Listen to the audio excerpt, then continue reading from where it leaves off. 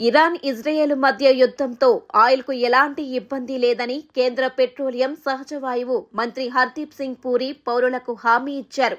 కీలకమైన ప్రపంచ చమురు షిప్పింగ్ మార్గమైన హర్ముజ్ జలసంధిని ఇరాన్ మూసివేసే చర్యను ప్రకటించిన తరువాత పూరి ఈ ప్రకటన చేశారు. 2 వారాలుగా మారుతున్న భౌగోళిక రాజకీయ పరిస్థితిని నిశితంగా భారత్ గమనిస్తోంది.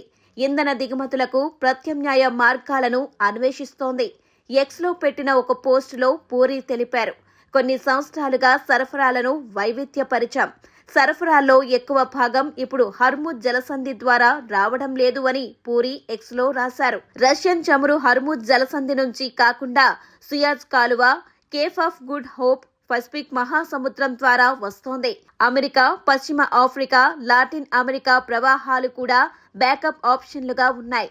చమురు సంస్థలు సరిపడా సరఫరా కలిగి ఉంటేనే ఇంధన సరఫరాను పొందుతున్నాయి. ప్రధానమంత్రి నరేంద్ర మోదీ ఇరాన్ అధ్యక్షుడు మసౌద్ పెజెష్కియాన్తో 45 నిమిషాల పాటు ఫోన్లో మాట్లాడారు. ఇటీవలి ఉద్రిక్తతలపై ఆయన తీవ్ర ఆందోళన వ్యక్తం చేశారు.